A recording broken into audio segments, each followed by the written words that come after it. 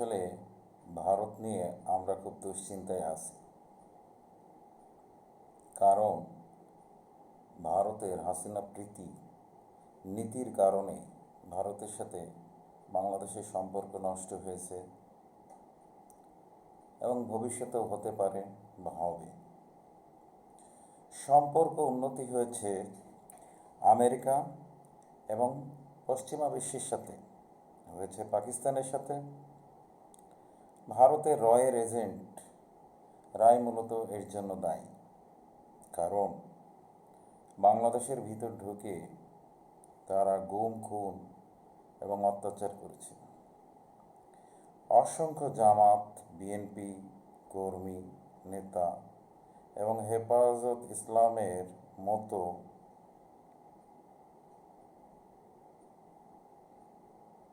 এদের অনেক নেতাকর্মীকে গুম, খুন করেছে, জেলে পাঠিয়ে অত্যাচার করেছে। আমরা দেখেছি, বেশি দিন আগের কথা না, এই তো 15 বছরের ভিতরে, 15-16 বছরের ভিতরে এইসব ঘটনা ঘটেছে। এবং তাতে তারা একটা ব্যাপক সফলতা পায়। সফলও হয়েছিল দীর্ঘ 15-16 বছর। ব্যাপক একটা আত্মবিশ্বাসী হয়েছিল।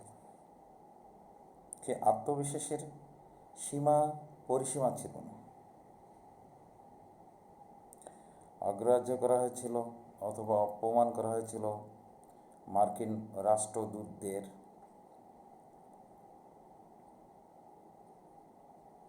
তুচ্ছ তাচ্ছিল্য করা হয়েছিল সবাইকে। দেশের জনগণ একটা জিম্মি অবস্থার ভিতরে ছিল। কেউ কোনো কথা বললেই গুম হয়েছে, খুন হয়েছে, জেলে গেছে, জরিমানা গুনতে হয়েছে, মায়ের ধর, আদালত প্রাঙ্গণে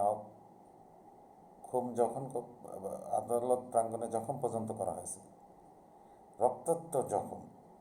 এমন অনেক নেতাকর্মী আছে, জনতা আছে, জনগণ, সাধারণ জনগণের ভিতরে অনেকে এই পরিস্থিতির শিকার হয়েছে, এমনকি রিক্সাওয়ালারা পর্যন্ত।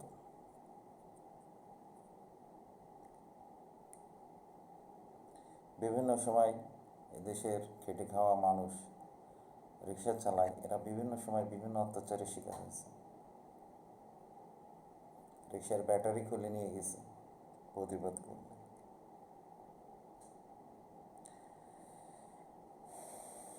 যার ফলে ভারত তার সরকার এবং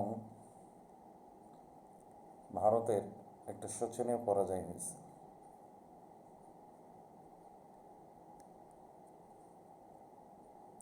আসলে ভারত এবং ভারতের তাবেদার সরকার, যেটা হাসিনা সরকার, বিনা ভোটের সরকার বা ভোটবিহীন সরকার, তারা জনগণের মনের ভাষা বুঝতে পারেনি।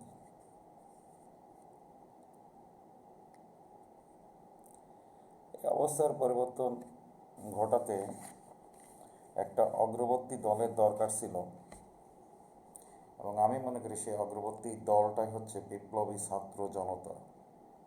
এবং এই বিপ্লবী ছাত্র জনতার কাছে ভারতের দুটো পরাজয় হয়েছে এবং চরমভাবে পরাজিত হয়েছে।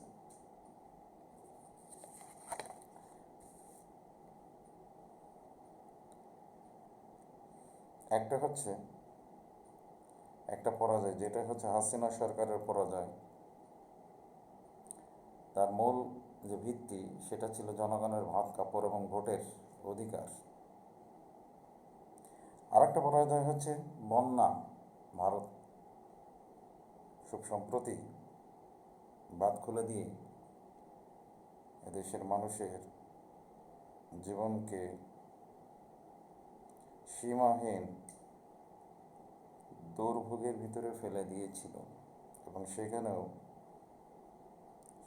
বিপ্লবী ছাত্র জনতা এবং অন্যান্য রাজনৈতিক দলের সম্মিলিত প্রচেষ্টায় আমরা সেই বিপদ থেকে মুক্তি পেয়েছি, এখন পর্যন্ত কিছুটা, ভবিষ্যতে পাব। আশা করি আগামী দিনগুলোতে আরও বেশি পরিবর্তন আসবে বিভিন্নভাবে। সত্যি কথা বলতে কি, কেউ কারো নাই ছাড়ে সমানে সমান। তারপরও আমরা সবাই বিভিন্ন দল মত নির্বিশেষে আমরা একটা পরিবর্তন চেয়েছিলাম, আমরা পরিবর্তন পেয়েছি। তো আমার মনে হয় না যে কোনো রাজনৈতিক দল বা কোনো গোষ্ঠী বা কোনো ইসলামিক দল এই ভুলটা আবার করবে।